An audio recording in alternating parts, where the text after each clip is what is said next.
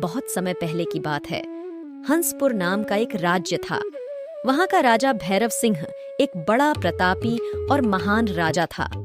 दूर दूर तक उसकी समृद्धि की चर्चाएं होती थीं। उसके महल में हर एक सुख सुविधा की वस्तु उपलब्ध थी, पर फिर भी अंदर से उसका मन अशांत रहता था। उसने इसका कारण जानने के लिए कई ज्योतिषियों और पंडितों से इसका कारण जानना चाहा। बहुत से विद्वानों से मिला, पर फिर भी किसी से राजा का दुख दूर नहीं हुआ। उसे शांति नहीं मिली। उसी राज्य में धनिया नाम का एक किसान अपने बूढ़े माँ बाप और अपनी सुंदर सी पत्नी सुलेखा के साथ रहता था। किसान का एक बेटा भी था जो 5वीं क्लास में पढ़ता था। किसान बहुत मेहनती था। वह रात दिन मेहनत करके जैसे तैसे 2 वक्त की रोटी और अपने बेटे की फीस का इंतजाम कर देता था और इसी में बहुत खुश रहता था। एक दिन राजा ने अपने राज्य का दौरा करने का सोचा। वह अपना भेष बदलकर एक सेठ बन जाता है और अपने राज्य की सैर पर निकल जाता है। कुछ समय तक घूमते घूमते वह एक खेत के निकट से गुजरता है। तभी उसकी नजर एक किसान पर पड़ी।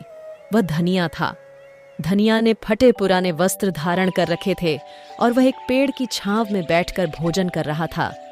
किसान के वस्त्र देख राजा के मन में आया कि वह किसान को कुछ स्वर्ण मुद्राएं देकर उसकी मदद करेगा ताकि उसके जीवन में कुछ खुशियां आ जाएं। राजा बना सेठ किसान के सम्मुख जाकर बोला, अरे सुनो भाई, मुझे तुम्हारे खेत पर ये 4 स्वर्ण मुद्राएं गिरी मिली। शायद यह खेत तुम्हारा है, इसलिए ये मुद्राएं भी तुम्हारी हुई। तुम इन्हें अपने पास रख लो। ना सेठ जी, ये मुद्राएं मेरी नहीं हैं। इसे आप ही रखें या किसी और को दान कर दें। मुझे इनकी आवश्यकता नहीं है। भला धन की आवश्यकता किसे नहीं होती? भला आप लक्ष्मी को ना कैसे कर सकते हैं? सेठ जी, मैं रोज 4 पैसे कमा लेता हूँ और उतने में ही प्रसन्न रहता हूँ। क्या? राजा ने बड़े आश्चर्य से कहा। आप सिर्फ 4 पैसे की कमाई करते हो और उतने में ही प्रसन्न रहते हैं। ये कैसे संभव है? सेठ जी, प्रसन्नता इस बात पर निर्भर नहीं करती कि आप कितना कमाते हैं या आपके पास कितना धन है। प्रसन्नता उस धन के प्रयोग पर निर्भर करती है। अच्छा, तो तुम इन 4 आने का क्या क्या कर लेते हो? राजा ने उपहास के लहजे में प्रश्न किया। किसान भी बेकार की बहस में नहीं पड़ना चाहता था। उसने आगे बढ़ते हुए उत्तर दिया, इन 4 पैसों में से एक मैं नदी में डाल देता हूँ, दूसरे से कर्ज चुका देता हूँ, तीसरा उधार में दे देता हूँ और चौथा जमीन में गाड़ देता हूँ। राजा को किसान का उत्तर समझ नहीं आया। वह किसान से इसका अर्थ पूछना चाहता था, पर वो जा चुका था।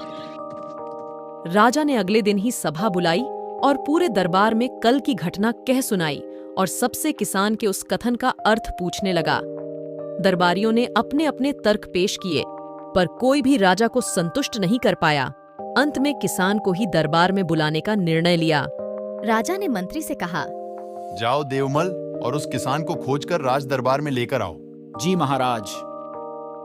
बहुत खोजबीन के बाद मंत्री को किसान मिला और उसे कल की सभा में प्रस्तुत होने का निर्देश दिया गया। किसान को समझ नहीं आया कि उसे दरबार में क्यों लाया गया है। तभी राजा ने किसान को उस दिन अपने भेष बदलकर भ्रमण करने के बारे में बताया और सम्मान पूर्वक दरबार में बैठाया। राजा को किसान के 4 पैसे का जवाब जानने की बेताबी थी, इसलिए राजा कहता है, मैं तुम्हारे उत्तर से प्रभावित हूँ और तुम्हारे 4 पैसे का हिसाब जानना चाहता हूँ। बताओ, तुम अपने कमाए 4 पैसों को किस तरह खर्च करते हो जो तुम इतना प्रसन्न और संतुष्ट रह पाते हो? राजा ने प्रश्न किया। हुजूर, जैसा कि मैंने बताया था, मैं 1 पैसे को नदी में डाल देता हूँ, यानी अपने परिवार के भरण पोषण में लगा देता हूँ। दूसरे से मैं कर्ज चुकता हूँ, यानी इसे मैं अपने वृद्ध माँ बाप की सेवा में लगा देता हूँ। तीसरा, मैं उधार दे देता हूँ, यानी अपने बच्चों की शिक्षा दीक्षा में लगा देता हूँ। और चौथा, मैं मिट्टी में गाड़ देता हूँ, यानी मैं 1 पैसे की बचत कर लेता हूँ ताकि समय आने पर मुझे किसी से मांगना ना पड़े। राजा को अब किसान की बात समझ आ चुकी थी। राजा की समस्या का समाधान हो चुका था। वह जान चुका था कि यदि उसे प्रसन्न एवं संतुष्ट रहना है तो उसे भी अपने अर्जित किए धन का सही उपयोग करना होगा। इससे खुश होकर राजा ने किसान को बहुत से उपहारों के साथ विदा किया।